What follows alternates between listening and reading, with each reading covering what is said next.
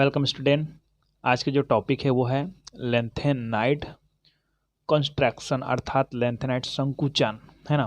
तो ये 11th chemistry है ना का चैप्टर है और 8th चैप्टर है और ये बीएससी फर्स्ट ईयर के भी बहुत सारे क्वेश्चन इसमें मिलेंगे, है ना। तो हम लोग चलते हैं मेन टॉपिक में, लेंथेनाइड संकुचन, है ना। तो आपको बता दूं कि हम लोग परमाणु क्रमांक आवर्त सारणी में परमाणु क्रमांक 57 चलते हैं, तो उसमें 57 में होता है लेंथेनम और 57 के जस्ट बाद जितने भी तत्व आते हैं लगभग नहीं फिक्स 14 तत्व, ठीक है। उस 14 तत्व को हम लोग बोलते हैं लेंथेनाइड। क्या बोलते हैं? लेंथेनाइड। और एक एक्टिनाइड होता है, एक्टिनाइड के बारे में हम लोग बाद में बात करेंगे। अभी हम लोग चलते हैं 58 नंबर में, सीरियम से लेकर अपना जो 71 तक के जो तत्व है, जिसके 71 नंबर में आपका आता है ल्यूटीशियम आता है। यहाँ तक के पूरे को तत्व को हम लोग लेंथेनाइड कहते हैं, लेंथेनाइड श्रेणी कहते हैं, ठीक है। 57 नंबर में जो लेंथेनम होता है उसको सामने में रखा जाता है, लेकिन लेंथेनाइड श्रेणी में वो नहीं आता है ना। चलिए, तो लेंथेनाइड श्रेणी में आने वाले जितने भी तत्व होते हैं उस तत्व के जो आकार है ना, वही सिकुड़ जाती है। एकदम सिंपल भाषा में सिकुड़ जाती है, तो उसको हम लोग संकुचन बोलेंगे। जो लेंथेनाइड के जितने भी जो तत्व है उसके जो परमाणु का आकार है वो छोटा हो जाता है, बस वही संकुचन है। बस उसको सिस्टमैटिक भाषा में थोड़ा सा पढ़ना है। देखिए कि लेंथेनाइड श्रेणी में जब बाएं से दाएं जाते हैं तो परमाणु त्रिज्या तथा आणविक त्रिज्या दोनों ही कम होने लगती हैं। अर्थात लेंथेनाइड श्रेणी के उत्तरोत्तर आगे बढ़ती जाती है ना, उत्तरोत्तर तत्वों के आकार में संकुचन होता है, इसे लेंथेनाइड संकुचन कहते हैं। अब ये लेंथेनाइड संकुचन का अच्छे से तरीका समझना है। मैं इसको किसी अन्य ब्लॉक के तत्व के आधार पर थोड़ा समझाना चाहता हूँ, ठीक है। मान लो जाए मैं पूरा सब कक्षा को नहीं तो बना पाऊंगा, मैं केवल 2 दिन कक्षा में आपको समझाने की कोशिश करता हूँ। देखिए कि हमारे पास मान जाए एक कक्षक है, यहाँ पास एक कोई कक्षक है ना। अभी आप लोग मत जानो कि डी ब्लॉक है, बी ब्लॉक, जो भी क्लक है, ये कक्षक है और ये दूसरा कक्षक है ना। और इसके ऊपर में करेंगे तो और कक्षक, क्योंकि बहुत सारे कोष होते हैं, उपकोष होते हैं, कोष होते हैं, ठीक है। तो देखिए ये मैंने 3 जने बात करी, ओके। चलिए इसको नॉर्मल समझना है अपने को, ठीक है। मैं इसको हम लोग किसी अन्य तत्व के बारे में आधार पर समझाना चाह रहा हूँ, ठीक है। अब कौन सा तत्व है इसको छोड़ो, बस इसको समझना क्या है, क्या हो रहा है, ठीक है। अब ये बाएं से अगर दाएं जा रहा है, कोई भी तत्व के बारे में बात कर रहा हूँ, ठीक है। लेंथेनाइड में ही आएंगे हम लोग।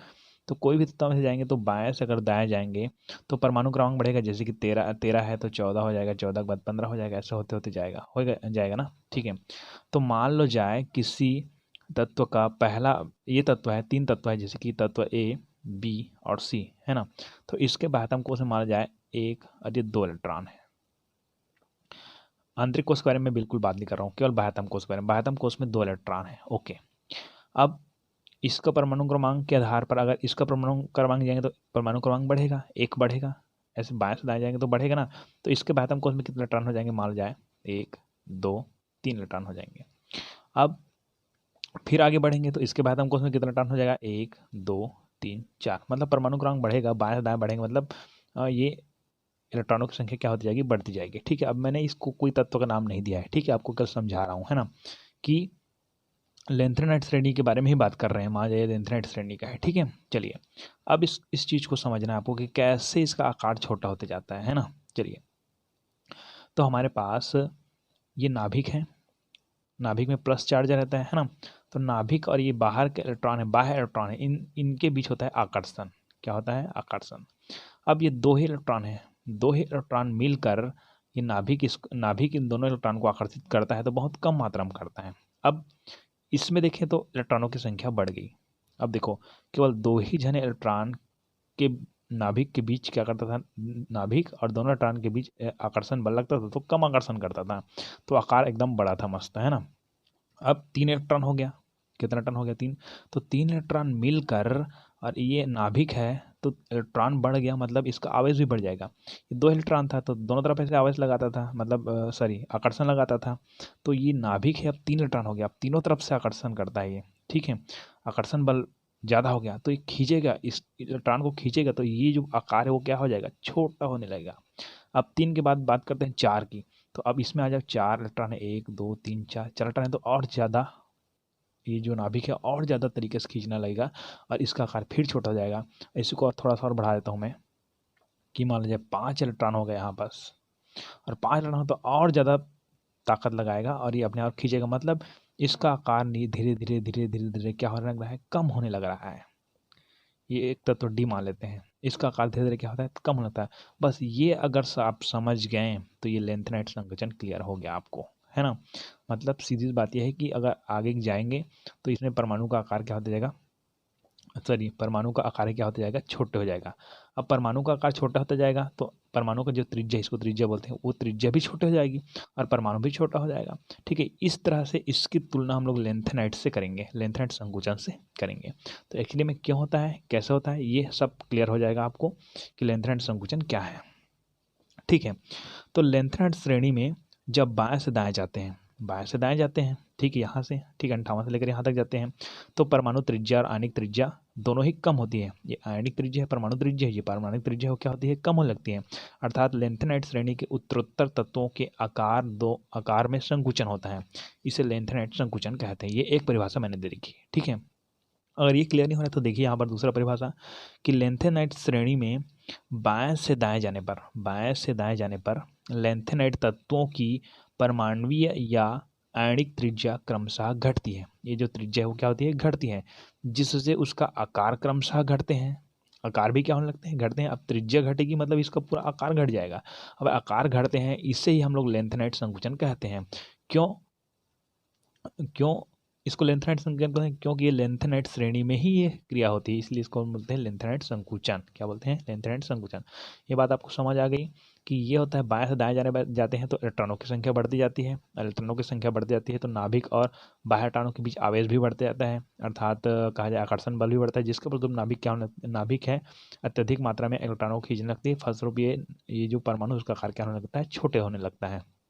ठीक है, तो यही है कि लेंथेनाइट श्रेणी में ये वाला जो परिभाषा ज़्यादा बेटर रहेगा आपके लिए कि लेंथेनाइट श्रेणी में बाएं से दाएं जाने पर लेंथेनाइट तत्वों की जो परमाणविक है, ये परमाणुवी है या आणविक त्रिज्या है ना, परमाणविक त्रिज्या या आणविक त्रिज्या क्रमशः घटती है ना, जिससे उसके आकार भी क्रमशः घटते हैं। अब परमाणु त्रिज्या इसलिए घटती है, अब मैंने बता दिया था कि नाभिक और जो इलेक्ट्रॉन है इसके बीच आकर्षण और ज़्यादा बढ़ जाता है ना, जिसके कारण उसका परमाणु त्रिज्या कम होती है, घटती है, उसके फलस्वरूप उसका आकार भी घटता है, परमाणु का आकार भी क्या होता है, घटता है। और ये किसके परमाणु के बारे में बात कर रहे हैं, लेंथेनाइट श्रेणी का, इसलिए इसको हम लोग बोलते हैं लेंथेनाइट संकुचन। ठीक है, अब ये तो क्लियर हो गया, लेंथेनाइट संकुचन का परिभाषा तो क्लियर हो गया है ना। अब लेंथेनाइट संकुचन के कारण पढ़ते हैं हम लोग कि एक्चुअली में ये लेंथेनाइट संकुचन ऐसा होता क्यों है ना, इसका कारण क्या है, किस तरह से, ये सब आपको क्लियर होते जाएगा, है ना। और अच्छी तरह से आप अच्छा क्लास आज अटेंड करोगे। चलिए, लेंथेनाइट संकुचन के कारण, है ना।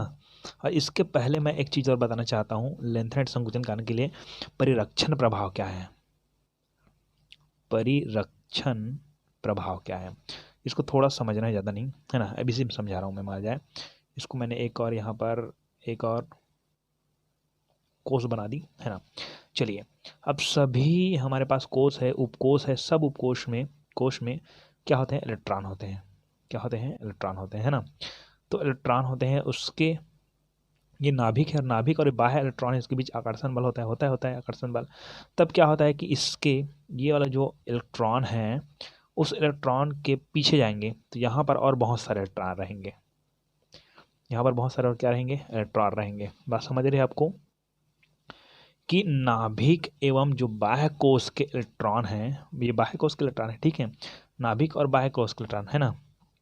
ये नाभिक नाभिक तथा नाभिक तथा जो बाह्य कोष के इलेक्ट्रॉन है उन दोनों के मध्य, है ना, अनेक इलेक्ट्रॉन उपस्थित होते हैं। यहाँ पास नाभिक एवं बाह्यतम कोष के इलेक्ट्रॉन है, उस इलेक्ट्रॉन के बीच यहाँ पर भी क्या होते हैं, अनेक और इलेक्ट्रॉन क्या होते हैं, उपस्थित होते हैं, है ना। यहाँ पर जो उपस्थित इलेक्ट्रॉन है वो भी नाभिक के प्रति क्या करते हैं, आकर्षण करते हैं, लेकिन एक दूसरे में प्रतिकर्षण करते हैं, याद रखना, ठीक है ना। नाभिक एवं जो बाह्यतम कोष है, उस बाह्यतम कोष के इलेक्ट्रॉन के बीच में और इलेक्ट्रॉन पाया जाता है यहाँ पर, ठीक है, यहाँ पर पूरा इलेक्ट्रॉन पाया जाएगा, है ना। और वो इलेक्ट्रॉन है वो क्या करता है, नाभिक के प्रति आकर्षण प्रदर्शित करता है ना। ये जो इलेक्ट्रॉन है, यहाँ पर जो इलेक्ट्रॉन है, यहाँ पर जो इलेक्ट्रॉन है वह, है ना, वो इलेक्ट्रॉन नाभिकीय आकर्षण को, जो बाह्यतम इलेक्ट्रॉन है वहाँ तक पहुँचाने में, ये पहुँचाती है। ये देखिए, ये नाभिक है, ये अपना आकर्षण है वो बाह्यतम इलेक्ट्रॉन तक पहुँचाने की कार्य करती है, लेकिन इसी को यहाँ पर जो इलेक्ट्रॉन है वो बाधा पहुँचाती है, रोकने का कार्य करती है। इसी को बोलते हैं हम लोग परिरक्षण प्रभाव। बात समझिए आपको। अब मान लीजिए मैं एक कक्षक और बना रहा हूँ यहाँ पर, ऐसे ये बना दिया मैंने, है ना। तो यहाँ पर भी इलेक्ट्रॉन है, ये कौन सा इलेक्ट्रॉन हो गया, बाह्यतम इलेक्ट्रॉन, है ना। तो ये नाभिक और बाह्यतम इलेक्ट्रॉन के बीच यहाँ पर फिर एक इलेक्ट्रॉन है ऐसे। तो ये इलेक्ट्रॉन है वो नाभिक और बाह्यतम कोष के इलेक्ट्रॉन है, उसके बीच ना जो आकर्षण है उस पर बाधा उत्पन्न करेगी, एक प्रभाव उत्पन्न होगा, उसके बोलेंगे परिरक्षण प्रभाव। क्या बोलेंगे, परिरक्षण प्रभाव, ठीक है। जैसे कि यहाँ पर 6s, यहाँ पर 5d है, जो भी है ना। तो ये 5d 6s के लिए परिरक्षण प्रभाव उत्पन्न करेगा, और 4 है तो वो परिरक्षण प्रभाव उत्पन्न करेगा, ऐसा, ठीक है। अब ये तो क्लियर हो गया होगा आपको परिरक्षण प्रभाव। अब हम लोग डिटेल में चलते हैं, चलिए। तो हमारे पास मान लो जाए कुछ कक्ष बना देता हूँ मैं, जैसे कि ये पहला ऊर्जा स्तर, ये दूसरा ऊर्जा स्तर, ये तीसरा ऊर्जा स्तर, ये चौथा भी, चौथा है, पांचवा की जरूरत पड़ेगी तो पांचवा भी बनाएंगे। चल पांचवा बना देते हैं, पांचवा ऊर्जा स्तर, क्योंकि पिछले क्लास में आप लोग 4 ऊर्जा स्तर तक ही पढ़े होंगे थोड़ा बहुत, है ना। चलिए, तो ये आपको एक जानना पड़ेगा, KLMN, ये तो हम लोग जानते ही हैं, KLMN से वृत्त करते हैं ऊर्जा स्तर को। पहले में कौन से उपकोष होते हैं, S उपकोष, दूसरे में SP उपकोष, तीसरे में SPD उपकोष, चौथे में SPDF उपकोष, और यहाँ पर पूरा FDF उपकोष चलते रहता है, जितना जितना आगे हम लोग बढ़ते जाएंगे, है ना। चलिए, अब हमारा पॉइंट कहाँ शुरू होता है उसको समझना अच्छी तरह से, है ना। तो हमारे पास ये पहला, दूसरा, तीसरा, चौथा, पाँच ऊर्जा, 6 की जरूरत पड़ेगी तब बात करेंगे हम लोग, ठीक है। चलिए, तो जब लैंथेनाइडो में नया प्रवेश करने वाले इलेक्ट्रॉन, अच्छा ये n-2 का मतलब क्या होता है, यही मैंने बताया था। जैसे कि सबसे ऊपर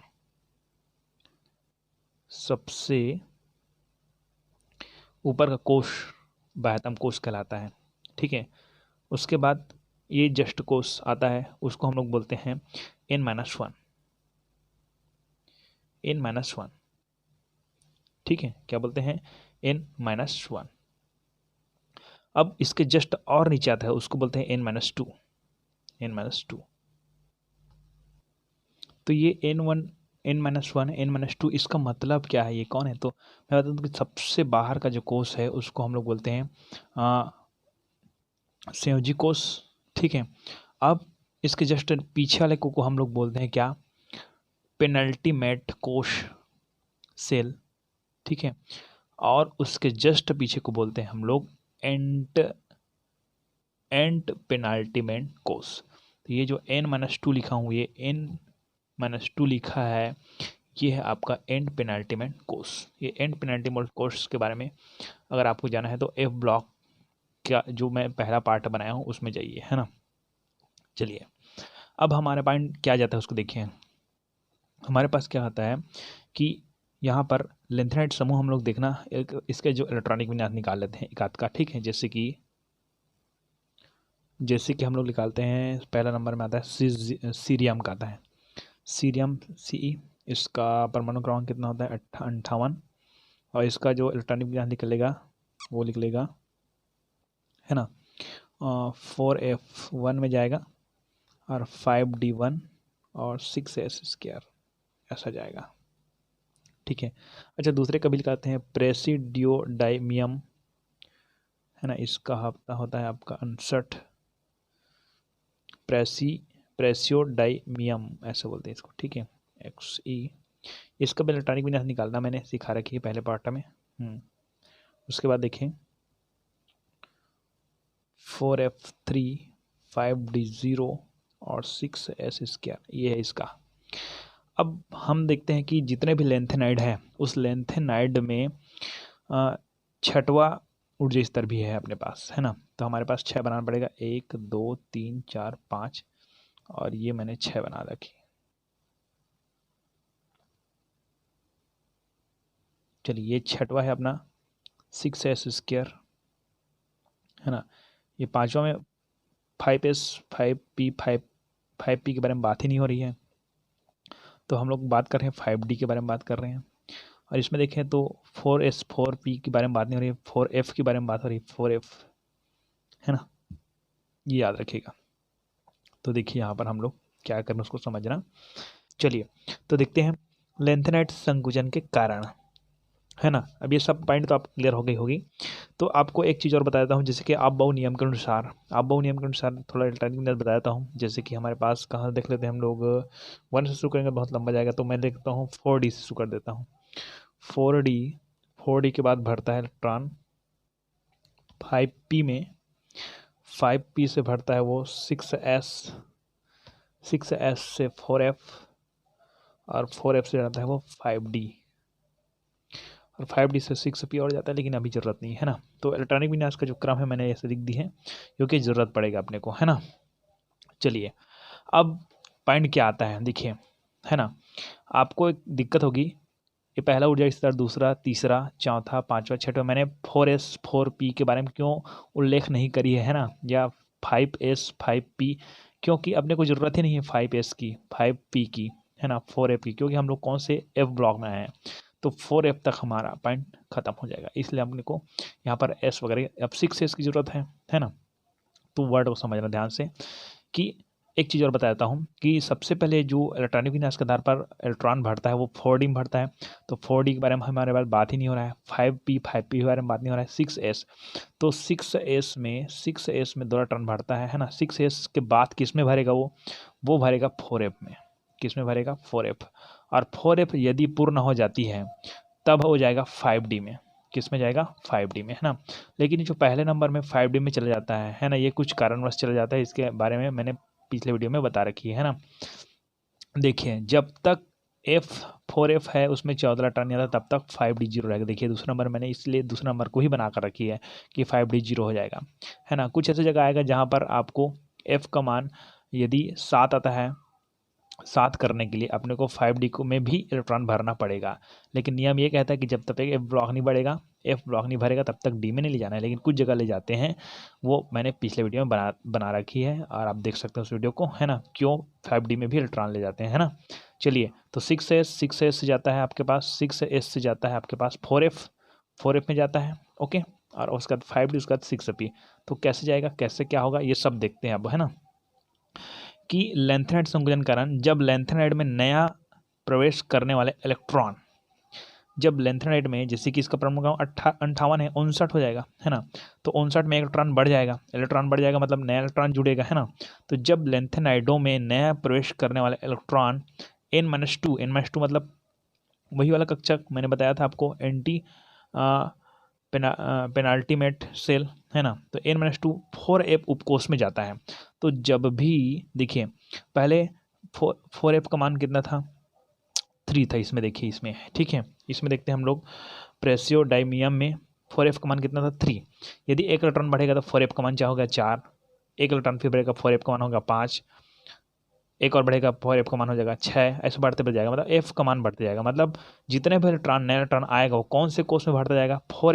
4f में ही बढ़ता जाएगा, 4f उपकोष में ही बढ़ता जाएगा। और जब 4f उपकोष बढ़ जाएगा तब वो 5d में जाएगा, ठीक है। लेकिन कुछ जगह जाता है, अभी मैंने बताया 5d में, है ना। चलिए, तो ये याद रखिएगा 4f में जाएगा। तो देखिए कि जब लेंथेनाइड में नया प्रवेश करने वाले इलेक्ट्रॉन है 4f उपकोष में जाता है, 4f उपकोष में जाता है ना, है ना। लेंथेनाइड में, अब देखिए वर्ड को समझने यहाँ पर थोड़ा से, कि लेंथोनाइडों में, जब की जरूरत भी नहीं है यहाँ पर, लेंथोनाइडों में नया प्रवेश करने वाले इलेक्ट्रॉन n-2 4f उपकोष में जाता है। चूंकि 4f उपकोष का आकार फैला हुआ या बिखरा हुआ होता है। अब फैला हुआ मतलब आप जानते हो कि 4f ऑर्बिटल है वो डंबल आकार का ऐसा होता है, डबल डंबल आकार का होता है, मतलब ये पूरा पूरा फैला हुआ है। मतलब देखिए, इलेक्ट्रॉन को मैं ऐसे नज़दीक नज़दीक बना रहा हूँ, है ना। ठीक है, एक बार बना रहा हूँ मैं ऐसे दूर दूर में। मतलब ये जो पूरा एफ ऑर्बिटल है, एफ उपकोष है, वो एफ उपकोष से पूरा पूरा क्या होता है, फैला हुआ रहता है। ऐसे बीच से और कुछ भी निकल सकता है ना। चलिए, ये इसके बारे में बाद में करूँगा, एकदम जरूरी है समझना, है ना। तो जब लेंथेनाइडो में नया प्रवेश करने वाले इलेक्ट्रॉन n-2 4f उपकोष में जाता है, इसी उपकोष में जाता है, 4f में उपकोष में जाता है ना। चूंकि 4f उपकोष का आकार फैला हुआ होता है, इसका जो आकार है वो फैला हुआ रहता है, मतलब इसके इलेक्ट्रॉन है वो ऐसे फैले हुए रहते हैं ऐसे। ठीक है, इस कारण 4f उपकोष के प्रत्येक इलेक्ट्रॉनों का परिरक्षण प्रभाव बहुत कम होता है। अभी मैंने परिरक्षण प्रभाव बताया ऊपर में, है ना। मतलब कि यहाँ नाभिक है और नाभिक और बाह्यतम इलेक्ट्रॉन है, इस बाह्यतम इलेक्ट्रॉन के बीच आकर्षण बल होता है। इस आकर्षण को बाधा पहुंचाने का कार्य कौन करता है, यहाँ पर जितने भी इलेक्ट्रॉन उपस्थित हैं वो सब इलेक्ट्रॉन उसमें बाधा पहुंचाते हैं, वही उसका परिरक्षण प्रभाव कहता है। मतलब इसके ऊपर कितना परिरक्षण प्रभाव है, जिसके कारण नाभिक और ये जो बाह्यतम कोष में उपस्थित इलेक्ट्रॉन है, उन दोनों के बीच के जो आकर्षण को ये क्या कर सके, कम कर सके, है ना। अब अगर ये इलेक्ट्रॉन है बहुत ही ज़्यादा घना स्वरूप में है, घना है मतलब एक दूसरे एकदम निकट है, तो इसका परिरक्षण प्रभाव बहुत ज़्यादा रहेगा। और इनके अर्थात नाभिक और बाह्यतम कोष के इलेक्ट्रॉन है, उनके बीच जो आकर्षण है उसको बहुत ज़्यादा कम कर देगा। और यदि इसकी जो फैलाव है बहुत ज़्यादा है, मतलब इलेक्ट्रॉन दूर दूर में है, ठीक है, तो इसका जो परिरक्षण प्रभाव है, इसका जो परिरक्षण प्रभाव है वो नाभिक और बाह्यतम कोष को मिलने से नहीं रोक पाएगा, यदि ये दूर दूर में फैला है तो। और यदि ये पास पास में एकदम ऐसे नज़दीक नज़दीक में इलेक्ट्रॉन, तो ये रोक देगा इसको, इसके और इसके बीच की जो आकर्षण बल को क्या करने का प्रयास करेगा, रोक देगा। उस समय उसका परिरक्षण प्रभाव ज़्यादा रहेगा। लेकिन हमारे पॉइंट में क्या बोला जा रहा है कि 4f उपकोष का आकार फैला हुआ है या बिखरा हुआ है, मतलब 4f है ना, ये जो 4f है उसमें जो इलेक्ट्रॉन है बहुत दूर दूर में है, बिखरे हुए हैं, है ना। इसी कारण 4f उपकोष के प्रत्येक इलेक्ट्रॉन का परिरक्षण प्रभाव बहुत कम होगा। मतलब यहाँ पर जितने भी इलेक्ट्रॉन है बहुत दूर दूर में है, मतलब इनके बीच से कुछ निकल सकता है ना। मतलब इसका जो आकर्षण बल है वो बाह्यतम इलेक्ट्रॉन तक पहुँच सकता है। यदि ये एकदम घना प्रकृति प्रदर्शित करता, घना होता ना जी, तो ये इसका और ये बाह्यतम कोष इलेक्ट्रॉन के बीच का जो आकर्षण है वो नहीं हो पाता, तो परिरक्षण प्रभाव इसका ज़्यादा हो जाता उस टाइम, ठीक है। और घना रहता मतलब परिरक्षण प्रभाव ज़्यादा रहता, और घना रहता तो परिरक्षण प्रभाव ज़्यादा रहता, और इनके बीच के जो आकर्षण हो वो पहुँच नहीं पाता इसके बाह्यतम कोष तक, ठीक है। लेकिन ये बोला जा रहा है कि इसका जो कि 4f उपकोष का आकार है क्या होता है, फैला हुआ होता है या बिखरा हुआ होता है, बिखरा होता है, दूर दूर में होता है, ठीक है ना। इस कारण 4f उपकोष के प्रत्येक इलेक्ट्रॉन का परिरक्षण प्रभाव बहुत कम होता है। अब इनके परिरक्षण प्रभाव क्या होता है, कम होता है। चलिए देखिए, इलेक्ट्रॉन बढ़ रही है, मतलब कौन से कोष में बढ़ रही है, 4f उपकोष में बढ़ रही है, मतलब इलेक्ट्रॉन बढ़ रही है, हमसे कोई मतलब नहीं है इलेक्ट्रॉन बढ़े चाहे कुछ भी है, लेकिन 4f उपकोष है वो क्या होता है, फैला होता है, इसके कारण इलेक्ट्रॉन है बहुत दूर दूर में होता है, ऐसे बहुत दूर दूर में होता है, जिसके कारण नाभिक और बाह्यतम कोष के बीच वो उस आकर्षण बल को रोकने में सक्षम नहीं हो पाती, ये जो 4f है वो, है ना। यदि ये एकदम नज़दीक नज़दीक में रहती तो रोक सकती थी, लेकिन 4f है वो फैला हुआ है बोल रहे हैं, है ना। इसी को मैं बार बार रिपीट कर रहा हूँ। देखो, चूँकि 4f उपकोष के आकार फैला हुआ या बिखरा हुआ होता है, इस कारण 4f उपकोष के प्रत्येक इलेक्ट्रॉन का परिरक्षण प्रभाव बहुत कम होता है। अब इसका परिरक्षण प्रभाव बहुत कम होता है, फलस्वरूप नाभिक एवं बाह्य इलेक्ट्रॉनों का आकर्षण, ये जो देख परिरक्षण प्रभाव कम है ना, इसके बीच मैंने बताया था ये बहुत दूर दूर में है तो परिरक्षण प्रभाव कम है। फलस्वरूप क्या होता है कि नाभिक एवं बाह्यतम इलेक्ट्रॉन, बाह्यतम में कौन सा 6s स्क्वायर है ना हमारे पास, ठीक है, जिसके फलस्वरूप नाभिक एवं बाह्यतम इलेक्ट्रॉनों का आकर्षण क्या होता है, बढ़ता है। चलिए, इसका परिरक्षण प्रभाव कम है ना, 4f का परिरक्षण प्रभाव क्या है, कम है, जिसके कारण ये और ये जो 4-5d है कह सकते हैं, या तो 6s कह सकते हैं, इसके और इसके बीच के जो आकर्षण क्या होता है, बढ़ रहा है, तो परिरक्षण प्रभाव बहुत कम होता है। फलस्वरूप नाभिक एवं बाह्य इलेक्ट्रॉनों का आकर्षण बढ़ता है ना। परमाणु क्रमांक में वृद्धि के साथ, अब परमाणु क्रमांक जैसे कि 58 है, 59 है, 60 होते जाएगा, तो परमाणु क्रमांक में वृद्धि के साथ नाभिकीय आवेश बढ़ने लगती है। मतलब ये जो नाभिक में जो प्रोटॉन है उनकी संख्या बढ़ेगी, क्योंकि परमाणु संख्या बढ़ेगा मतलब प्रोटॉन की संख्या बढ़ेगी, तो मतलब प्लस आयन बढ़ेगा। तो परमाणु क्रमांक की वृद्धि के साथ नाभिकीय धनावेश बढ़ने लगते हैं।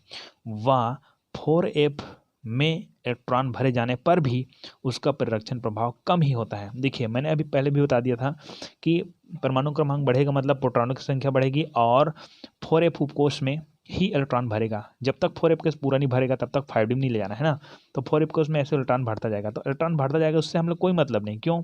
क्योंकि हमको 4f कोष है वो क्या होता है, बहुत फैला हुआ होता है, और फैला हुआ होता है जिसके कारण इसका परिरक्षण प्रभाव क्या होता है, बहुत कम होता है, चाहे कितने इलेक्ट्रॉन भी भर दीजिए। ठीक है, तो यही बोला जा रहा है कि परमाणु क्रमांक में वृद्धि के साथ नाभिकीय आवेश बढ़ने लगता है। वह 4f में इलेक्ट्रॉन भरे जाने पर भी उसका परिरक्षण प्रभाव कम ही होता है ना। परिणाम यह होता है कि बाह्य 6s के इलेक्ट्रॉन, ये देखिए 6s बाहर में, ठीक है, बाह्य 6s के इलेक्ट्रॉन नाभिक की ओर अधिक आकर्षित होने लगते हैं। 6s के इलेक्ट्रॉन नाभिक की ओर क्या होने लगते हैं, अधिक आकर्षित होते हैं, ऐसे सिकुड़ने लगती है। ठीक है, आकर्षित होने लगते हैं। वह 6a का आकार छोटा होने लगता है। इसका जो आकार है, ये जो 6a है, 6a उपकोष है, उसका आकार क्या होने लगता है, ऐसे छोटा होने लगता है ना, है ना। यही लेंथेनाइट संकुचन कहलाता है। मतलब सीधी बात है कि ये 6s का आकार ऐसे छोटा होने लगता है, जिसके फलस्वरूप ये पूरा परमाणु छोटा होने लगता है। मतलब लेंथेनाइट श्रेणी के अंतर्गत आने वाले जितने भी तत्व है उसका आकार क्या होने लगता है, छोटा लगता है। मतलब लेंथेनाइडों का पूरा परमाणु का आकार है वो क्या होने लगता है, सबका धीरे धीरे क्या होता है, छोटे होता है।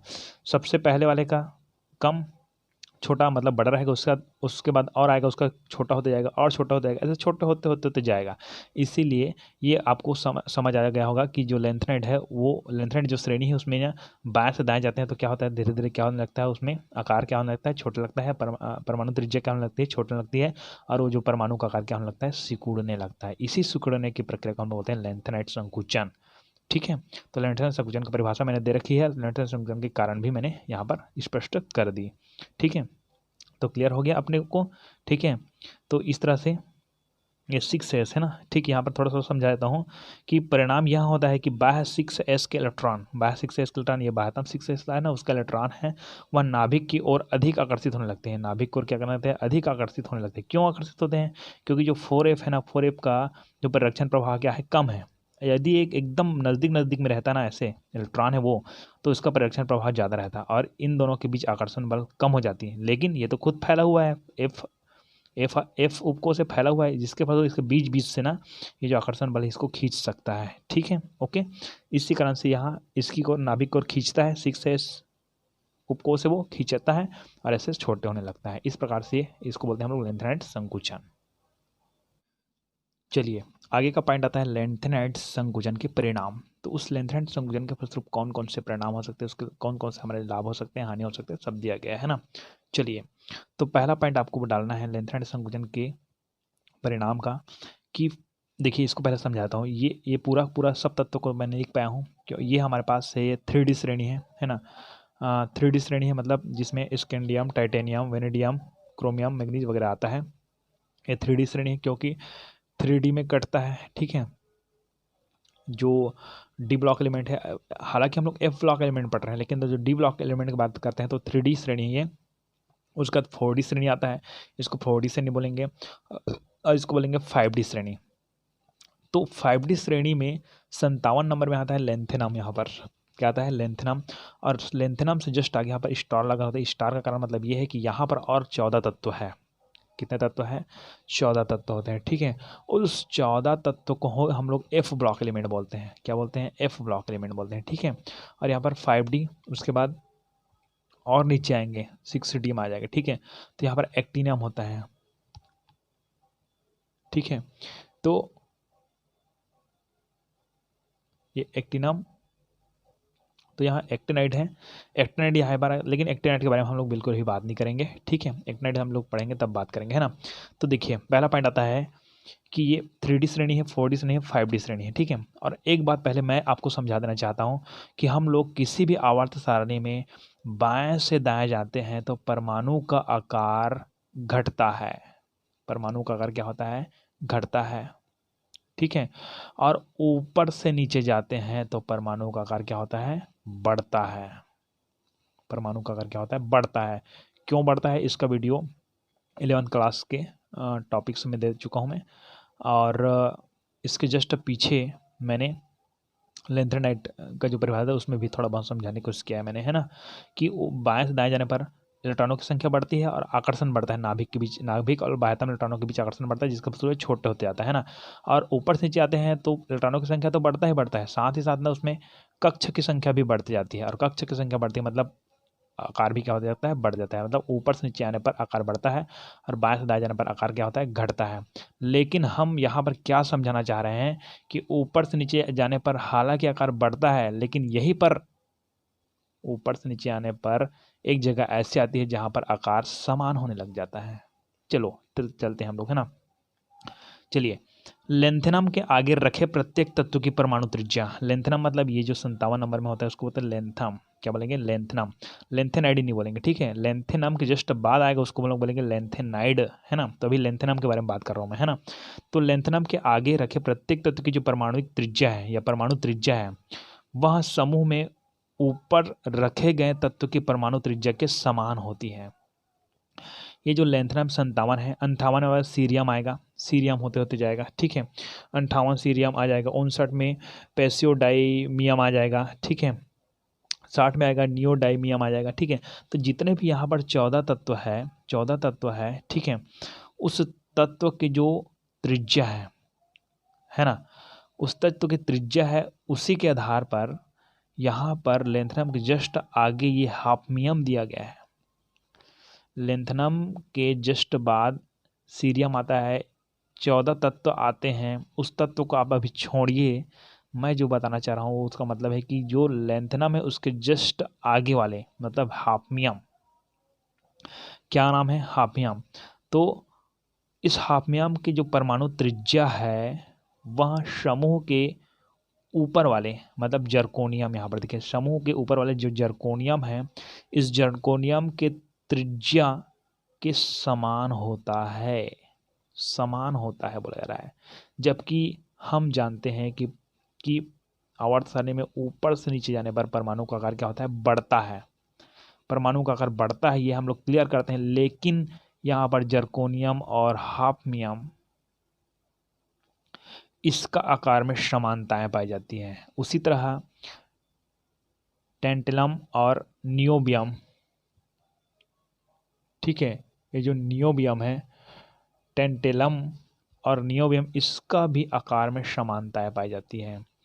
या टंगस्टन और मॉलिब्डेनम, इसके आकार में भी समानता पाई जाती है। जबकि हम लोग जानते हैं कि इसका आकार की अपेक्षा इसका आकार क्या होना चाहिए, बड़ा होना चाहिए, क्योंकि आवर्त सारणी में ऊपर से नीचे जाने पर इसका आकार क्या होता है, बड़ा होता है। लेकिन इन दोनों का आकार क्या होता है, समान होता है, ऐसे बोलते जा रहे हैं। मतलब लेंथेनम के आगे प्रत्येक तत्व, लेंथेनम के आगे मतलब इस 14 को छोड़ना है ना, 14 इसके अंदर लेंथेनाइड आ गया, तो लेंथेनम के जस्ट आगे जो हाफमियम है, टेलेंटम है, इन सब का परमाणु त्रिज्या है समूह में ऊपर रखे तत्व की परमाणु त्रिज्या के समान होती है। यही लिखा है मैंने कि लेंथेनम के आगे रखे प्रत्येक तत्व, लेंथेनम के जस्ट आगे रखे ये वाला, ठीक है, आगे रखे प्रत्येक तत्व की परमाणु त्रिज्या इसकी जो परमाणु त्रिज्या है वह समूह में ऊपर रखे जस्ट इसको ऊपर रखे गए तत्व की परमाणु त्रिज्या के समान होती है। जबकि होना चाहिए था बढ़ना। अब क्यों समान होती है, यही चीज आपको पढ़ना है ना। अब पीछे थोड़ा सा चल जाइए कि हमारे पास लेंथेनम है, ठीक है, 57, और हमारे पास 58 नंबर में आता है आपका सीरियम आता है, सीरियम 58 में, है ना। और 59 में आपका आ जाता है प्रेसियोडाइमियम, और 60 में अपना आ जाता है, कौन आ जाता है, 60 में अपना नियोडाइमियम। इसका सूत्र अपने पास ND, नियोडाइमियम, ठीक है, नियोडाइमियम। उसके बाद है प्रोमीथियम, 61 में आ जाएगा आपका प्रोमीथियम, ये आ जाएगा, है ना। अब आपको थोड़ा सा दिमाग लगाना है कि हम लोग जानते हैं कि बाएं से दाएं जब भी जाते हैं हम लोग, बाएं से दाएं जाते हैं तो परमाणु का आकार है घटता है। बाएं से दाएं जा रहे हैं तो परमाणु का आकार क्या होता है, बढ़ता है। और ऊपर से नीचे आते हैं तो परमाणु का आकार क्या होता है, बढ़ता है। लेकिन यहाँ क्या हो रहा है कि लेंथेनम के आगे रखे प्रत्येक तत्व के परमाणु त्रिज्या, लेंथेनम के आगे रखे जो परमाणु है तत्व, इसके परमाणु त्रिज्या है वो समूह में ऊपर रखे तत्व की परमाणु त्रिज्या के लगभग समान होती है। ये देखिए, ये इसका इसका सबका समान होती है, ये बोला जा रहा है। जबकि नियम क्या बोलता है, बढ़ता है। तो क्यों क्यों क्यों बराबर रहता है, क्वेश्चन आता है आपका। तो इसलिए बराबर होते हैं क्योंकि यहाँ पर लेंथेनाइड संकुचन होता है। चलिए इसको स्पष्ट कर लेते हैं हम लोग, है ना। चलिए लेंथेनाइड यहाँ पर 57 से शुरू नहीं करते हैं, 58 से सीरियम शुरू करते हैं। तो सीरियम का परमाणु मास है बड़ा है ऐसे। तो आप जानते हैं कि परमाणु का आकार बाएं से दाएं जाने पर क्या होता है, घटता है। तो ये घट गया ऐसे, ठीक है। ये इसका घट गया, पी आर का घट गया, ठीक है। प्रेसिडाइमियम, इसको मैं नाम से बोलूँगा, पी आर बस बोलूँगा, ठीक है। उसके बाद एनडी में जाएंगे तो एनडी का भी घट गया, पीएम का जाएगा उससे और घट गया। तो मतलब ये बाएं से घट रहा है। अब देखिए ऊपर से नीचे आते हैं, और ऊपर से नीचे आते हैं तो हमारे पास टाइटेनियम है। हमारे पास क्या है, टाइटेनियम। टाइटेनियम का इतना बड़ा है, छोटा है, ठीक है। अब टाइटेनियम का जस्ट जर्कोनियम उसका बड़ा हो जाएगा, है ना, बड़ा हो जाएगा। जर्कोनियम का क्या हो जाएगा, बड़ा हो जाएगा। देखिए अब दिमाग लगाइए कि ऊपर से नीचे आ रहा है मतलब बढ़ रहा है, बढ़ रहा है, ठीक है। यहाँ तक तो बात क्लियर हो रही है, बढ़ रहा है, बढ़ रहा है, जर्कोनियम का बढ़ रहा है ना। अब ये लेफ्ट से राइट जा रहे हैं इधर से हम लोग, क्योंकि यहाँ पर हमारे पास लेंथेनम है। ये जर्कोनियम 40 एक से होते होते जा रहे हैं तो 57 जा रहे हैं, तो 58 में जाएंगे। तो 58 में जाएंगे तो जर्कोनियम के जस्ट नीचे कौन आएगा। हालांकि आपको हाफ में हमको लिख दिया हम लोग, ठीक है। यदि हम लोग ऐसे इसको 57 से 58 यहाँ पर लिखते हैं, 18 में सीजियम उसको यहाँ पर लिखते हैं, ठीक है। सीजियम के बाद अपने पास पी आर को लिखते हैं, उसके बाद एन डी को लिखते हैं, लेकिन यहाँ पर नहीं लिखा जाता है ना। तो जर्कोनियम के बाद जस्ट वो आता, कौन आता, सी ई आता, जो 58 नंबर में है, जो 57 के जस्ट बाद आता। तो उसका आकार क्या होता, बड़ा होता। तो आकार क्या हो रहा है, बढ़ रहा है, ऐसे बढ़ रहा है, ठीक। और हमारा नियम क्या बोलता है कि अगर आप बाएं से दाएं जा रहे हो तो आकार क्या हो रहा है, घट रहा है। इधर बढ़ रहा है, इधर घट रहा है। देखिए वर्ड को समझना ध्यान से कि यहाँ पर हमारे पास 100 कुछ गेंदे हैं और 100 गेंदे इधर भी है हमारे पास, है ना। तो इधर 99 गेंद हो गई, इधर 101 गेंद हो गई। हमारे पास कुल कितने गेंद है भाई, 200 गेंद है। कितने गेंद हैं, 200। ध्यान समझे इस वर्ड को, है ना, 200 गेंद है। अब यहाँ से इधर से 99 गेंद हो गई, घट रही है। और इधर देखो, इधर बढ़ रही है, तो 101 गेंद हो गया। बात समझ रही है। अब फिर बढ़ रहा है तो हमारे पास 102 गेंद हो गया, और इधर 98 गेंद हो गया। तो 98 और 102 मिला के हमारे पास कुल गेंद तो 200 ही है। समझ रहे बात मेरी। चल 103 गेंद हो गया हमारे पास, बढ़ रहा है। यहाँ 98, ये हो गया 97। तो बताओ मुझे कि 97 और 103 है तो हमारे पास कुल कितने गेंद, 200 गेंद ही है। मतलब परमाणु का आकार एकदम बराबर है, बराबर है ना।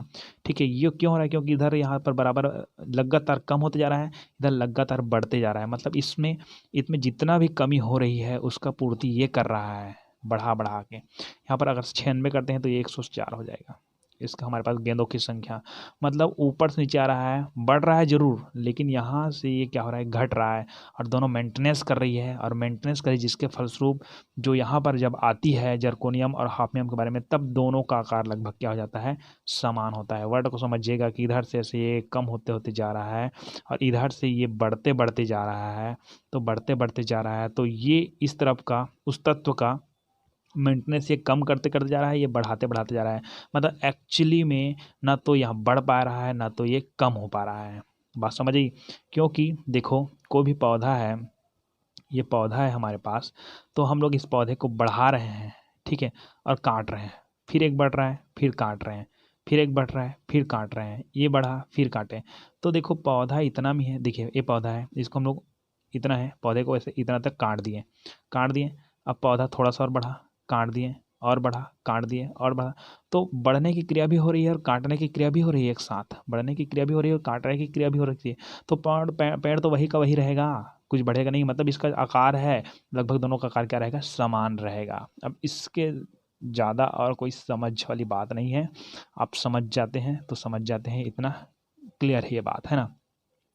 कि यहाँ पर क्या होता है, इसका आकार, अच्छा इसको मैं उदाहरण बताता हूँ कि जैसे कि नियोबियम है अपने पास। नियोबियम है, उसका जो अपने पास परमाणु का आकार है ना, मान लो जाए नियोबियम हमारे पास ना, जैसे कि नियोबियम है और टेलेंटम है, इसका हम लोग परमाणु त्रिज्या देखते हैं हम लोग मान जाए तो लगभग समान होती है 134 के लगभग, है ना। जर्कोनियम का देखते हैं तो जर्कोनियम का लगभग कितना होता है 40 श्रेणी का, ये होता है 1.60 और इसका होता है 1.59। तो देखो 1.60 है इसका परमाणु त्रिज्या, है ना, 1.60 है इसका 1.50 है, जबकि नियम के अनुसार क्या होना चाहिए 1.60 है, तो उसके बाद इसको क्या होना चाहिए बढ़ना चाहिए, बहुत ज़्यादा बढ़ना चाहिए। लेकिन क्या होता है यहीं पर लेंथेनाइट संकुचन हो जाती है और इसका परमाणु का आकार इतना ही रहता है। और देखो 1.60 और 1.59 मतलब क्या फ़र्क है, कुछ फ़र्क नहीं है एक्चुअली में, ये 60 ही मान लेते हैं इसको, ठीक है। तो 1.60 तो कोई फ़र्क नहीं हो रहा है, जबकि ऊपर से यहाँ पर बढ़ना चाहिए था और ये क्यों नहीं बढ़ पाया, क्योंकि यहाँ पर लेंथेनाइट संकुचन हुआ। चलिए, तो दूसरा आता है आपका लेंथेनाइट तत्वों के पृथक्करण में कठिनाई। ये जो लेंथेनाइट संकुचन के परिणाम के फलस्वरूप देखिए, है ना, चूंकि लेंथेनाइट संकुचन के कारण श्रेणी में परमाणु त्रिज्या बढ़ने के बजाय अल्प कमी आती है। लेंथेनाइट संकुचन के कारण परमाणु की त्रिज्या क्या होने लगती है, घटने लगती है धीरे धीरे, है ना। लेकिन सभी 14 तत्वों के आकार में अधिक अंतर नहीं होता है, एकदम कम मात्रा में क्या होती है, कम होती जाती है। तो 14 तत्वों के आकार में अधिक अंतर नहीं होता है, अर्थात इन तत्वों का रासायनिक गुण एक जैसे होते हैं। अब जैसे सबका आकार एकदम लगभग समान समान है, देखो यहाँ पर भी समान आता है, इस तरह से कम मात्रा में जैसे कम हो रही है, ठीक है। तो सबका जो रासायनिक गुण है क्या होते हैं, समान होते हैं लेंथेनाइट संकुचन के कारण, है ना। इसका और इसका देखो, जैसे कि लेंथेनाइट है, इसका जो परमाणु क्रम आकार है दोनों जन का समान है लगभग, तो हम लोग इसके गुण में कहाँ पर भिन्नता करेंगे, पृथक कैसे कर पाएंगे, नहीं कर पाएंगे इसको भिन्नता में, ठीक है। और इस तरह जो लेंथेनाइट है सबका आकार थोड़ा थोड़ा ही कम होता है, ज़्यादा कुछ कम नहीं होता है ना, या ज़्यादा कुछ बड़ा नहीं होता है। तब क्या होता है कि सभी 14 तत्वों के आकार में अधिक अंतर नहीं होता है, ठीक है। अर्थात इन तत्वों का रासायनिक गुण एक जैसे होंगे, और रासायनिक गुण जब एक जैसे होंगे तो इसको पृथक करना बहुत ज़्यादा क्या है, कठिन है, अतः इसे पृथक करना कठिन है। और इसको हम लोग पृथक किसके माध्यम से कर सकते हैं, उसका कुछ विधि है, आयन विनिमय विधि।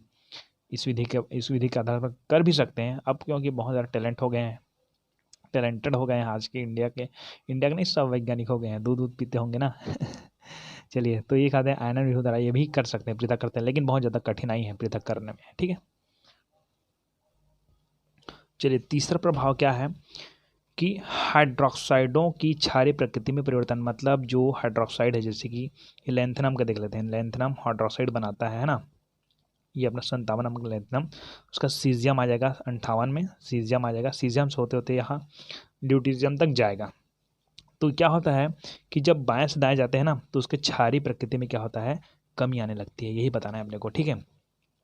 तो लेंथेनाइट संकुचन के कारण लेंथेनम से ल्यूटेशियम तक आयनिक त्रिज्या में कमी होने लगती है। अब मैंने बताया कि बाएं से दाएं जाए मतलब परमाणु का आकार छोटा होगा, मतलब आयनिक त्रिज्या भी क्या हो जाएगी, कम होगी। तो यहाँ पर क्या होता है कि ल्यूटेशियम तक आयनिक त्रिज्या में कमी होने लगती है, तथा आयनों की जो ध्रुवण क्षमता है वो बढ़ जाती है। मतलब यहाँ पर जो गोल ध्रुवण क्षमता होती है वो क्या होती है, बढ़ जाती है। क्यों बढ़ जाती है, क्योंकि आयनिक त्रिज्या में कमी होने लगती है ना। तथा ध्रुवण क्षमता मतलब एक दूसरे से जुड़ने की क्षमता, ठीक है। ध्रुवण क्षमता क्या होती है, बढ़ जाती है। परिणाम स्वरूप लवणों का आयनिक प्रकृति सहसंयोजी प्रकृति लवणों का आयनिक प्रकृति सहसंयोजी प्रकृति लवणों का जो आयनिक प्रकृति है वह सहसंयोजी प्रकृति के रूप में बढ़ती जाती है। मतलब कहा जाए, मतलब हम लोग कह सकते हैं कि लवणों की जो आयनिक प्रकृति है ना, की अपेक्षा, प्रकृति की अपेक्षा लिख देना यहाँ पर, ज़्यादा सिस्टमेटिक करना है तो, कि लवणों की आणिक प्रकृति की अपेक्षा सहसंयोजी प्रकृति बढ़ती जाती है तथा क्षारीय प्रकृति घटती जाती है। अगर देखिए आणिक प्रकृति, आणिक बंध बनता है, इसको आणिक प्रकृति बोलते हैं ना, और सहसंयोजी प्रकृति बढ़ती है, तो आणिक प्रकृति अगर बढ़ती है तो अम्लीय हो जाता है, और यदि सहसंयोजी प्रकृति बढ़ती है तो क्षारीय हो जाती है। बात यही है ना, ठीक है।